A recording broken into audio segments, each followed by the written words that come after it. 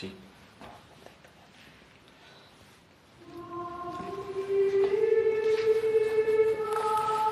Je vous souhaite la bienvenue à cette maison. Je suis le père Juan de Villaras, et ma plus grande gloire a été de partager ici même les dernières années de vie d'un maître des saints, Saint Jean d'Avila. Il vint à Montilla, encouragé par les marquis de Pliego. Ils lui proposèrent de vivre dans leur palais, mais il préférait avoir un logement plus modeste. Il souhaitait vivre pauvre aux côtés du Christ pauvre. Cette maison me fait revenir tellement de souvenirs. Elle garde encore son apparence simple, avec ce sol austère. Ses murs blancs sont témoins de la sainteté du père d'Avila. Il y recevait d'innombrables visites. Nombreux étaient les personnages illustres qui faisaient le pèlerinage jusqu'à cette maison juste pour écouter ses conseils. Tout comme saint François de Borgia qui fit venir la compagnie de Jésus à cette région. Dans cette pièce se trouve le portrait du fondateur de la compagnie, saint Ignace de Loyola, avec qui il avait entretenu une grande amitié, ainsi que du trinitaire saint Jean-Baptiste de la Conception, originaire de son village, Almodóvar del Campo, dans la province de Ciudad Real, et de saint François Solano, patron de Montilla, et qui, à l'époque, était un jeune élève de l'école jésuite. Les portraits de femmes abondent. La vénérable comtesse de Feria, sœur Anne de la Croix, belle-fille de la marquise, qui après être devenue veuve, rentra dans les ordres au couvent de Sainte-Claire, et Sancha Carillo, la servante d'Esira, à qui le maître adressa sa célèbre œuvre Audifilia. Le père d'Avila disait que la maladie et la vieillesse sont le vin généreux que Dieu offre à ses amis. Ce fut dans cette maison de Montilla qu'il but ce vin à pleine gorgée. Suivez-moi.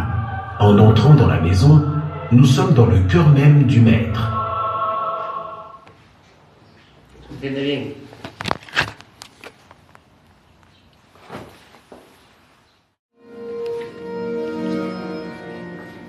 Le père d'Avila travaillait dans ce bureau. Il y entretenait une correspondance incessante.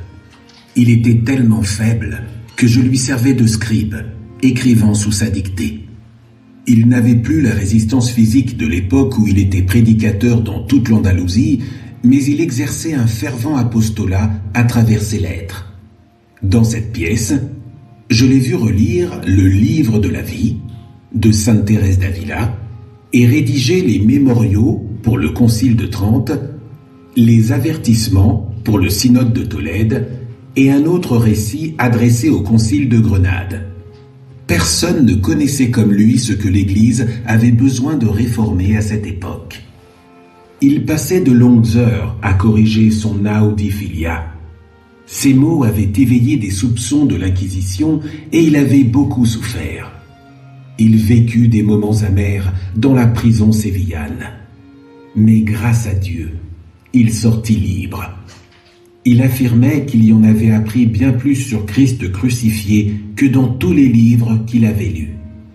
Tous ceux qui s'approchaient de lui étaient surpris par sa facilité pour conseiller sur tout type de sujet.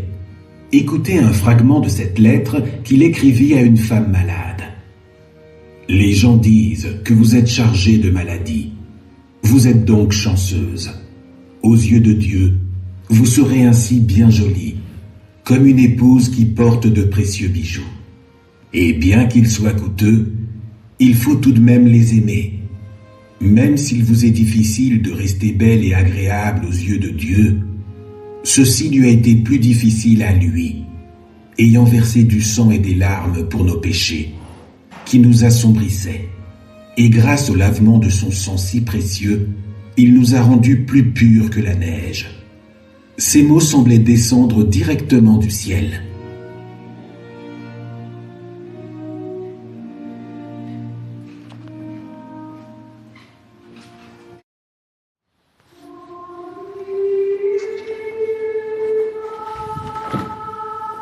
Dans cette chapelle, le père d'Avila passait de longues heures de prière et célébrait la messe en prenant tout son temps. Ici, il se mettait à genoux pour prêcher ses sermons et l'après-midi, après avoir visité les malades et les prisonniers, et après la catéchèse des enfants, il revenait prier à sa chapelle. Il n'en avait jamais assez. Il passait la nuit du jeudi au vendredi en prière.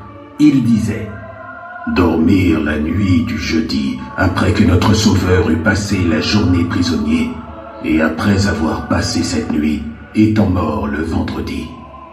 Sa foi n'avait jamais cessé de m'émouvoir, tout comme ses larmes face à l'Eucharistie. Ici, il y avait un crucifié, et au cours de ces dernières années, comme il avait du mal à rester à genoux en raison de son état de santé, il se tenait au clou des pieds du crucifié et passait des heures en prière. Il était impressionnant de voir sa dévotion et son amour pour le Seigneur.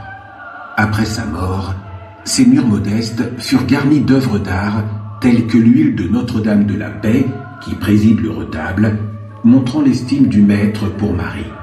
Je préférais être sans reflet que sans dévotion pour la Vierge, disait-il, et il sentait tellement d'amour pour l'Eucharistie. Voici ce qu'il expliquait dans l'un de ses sermons. Le sarment ne porte pas la souche et ne lui apporte pas de jus. En fait, c'est la souche qui porte le sarment. Christ est donc la souche, et c'est lui qui vous porte et qui vous permet d'être. Sa base était toujours le pain et le vin, le corps et le sang de Christ. Je me souviens qu'un jour, durant la messe, son visage s'était rempli de bonheur. Il venait d'entendre dire par le crucifié même que tous ses péchés avaient été pardonnés. Son expérience lui disait que le Seigneur écoute toujours. Prière de cœur qui émane de la foi vivante accordera vos souhaits. Si le Seigneur a eu la grâce de vous faire don de la prière, il vous accordera vos souhaits, car même s'il se fait attendre, il n'oublie jamais. Dans ce coin, je vous invite à faire une prière de cœur.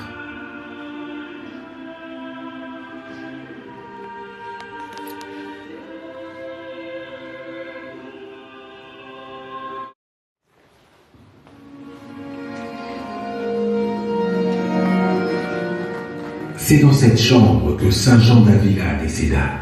Quelle austérité! Je doute même qu'il se soit couché sur le lit. Il paraît que quand il était petit, il dormait sur des sarments en guise de pénitence et parce que sa mère faisait de même tous les vendredis.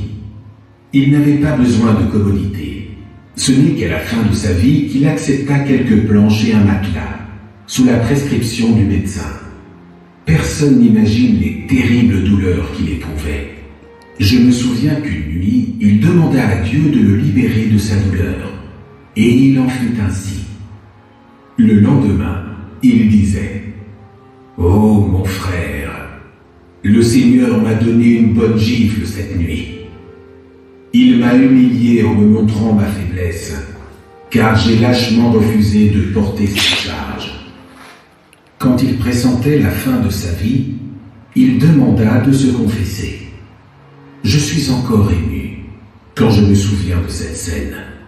Quand il a vu le prêtre qui entrait dans cette chambre avec le viatique, avec une tendresse infinie, il lui demanda: « Renvoyez-moi, mon Seigneur, renvoyez-moi, mon Seigneur. » Ensuite, le supérieur de la compagnie arriva et lui demanda s'il avait beaucoup de consolation du Seigneur. Le père d'Avila le regarda. Je me rappelle bien de son regard pénétrant, et il lui dit: « Non, mon père, mais j'ai beaucoup de crainte pour mes péchés. » Pour sa dernière Eucharistie, ils lui demandèrent s'il souhaitait avoir celle du Saint-Sacrement ou celle de Notre-Dame, ces deux dévotions particulières. Mais il choisit celle de la résurrection. La marquise de Pliego, qui l'aimait tellement, lui demanda si elle pouvait faire quelque chose pour lui. J'ai encore l'impression de l'entendre parler. « Des messes, madame, des messes, et vite !» Je suis resté bouleversé, car si ce grand serviteur de Dieu demandait des messes pour ses péchés, que pouvais-je attendre, pauvre pécheur de moi?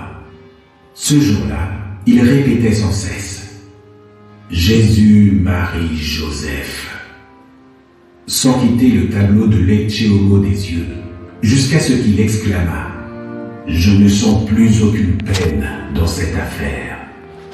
À l'aube du 10 mai 1569, le maître d'Avila rendit le dernier soupir.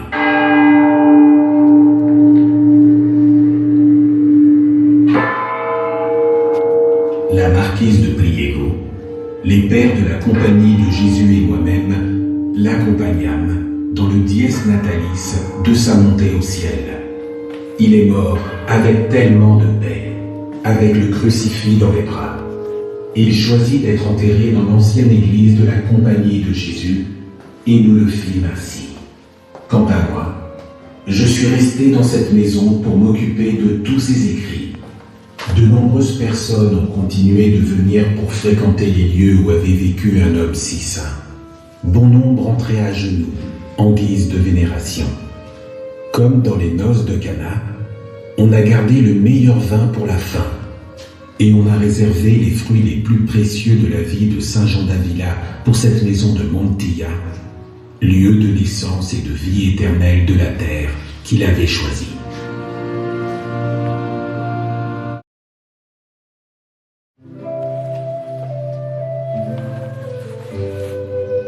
Cette cour était notre lieu de rassemblement entre disciples pour écouter le Maître.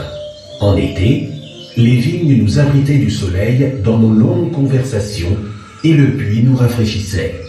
Son enseignement, gorgé d'amour pour Dieu et pour les hommes, nous transmettait son enthousiasme et nous éclairait le cœur avec le zèle pour annoncer l'Évangile. C'était peut-être une vigne comme celle-ci qui lui rappelait les mots de l'Évangile, qu'il reproduisit dans Audifilia. Les sarments sont frais et gorgés de fruits quand ils sont vivants dans les vignes. C'est pour cette raison que Christ souhaitait nous faire savoir comment sont les siens qui sont en grâce en son sein. Sa prédication était toujours très proche. Elle touchait l'âme.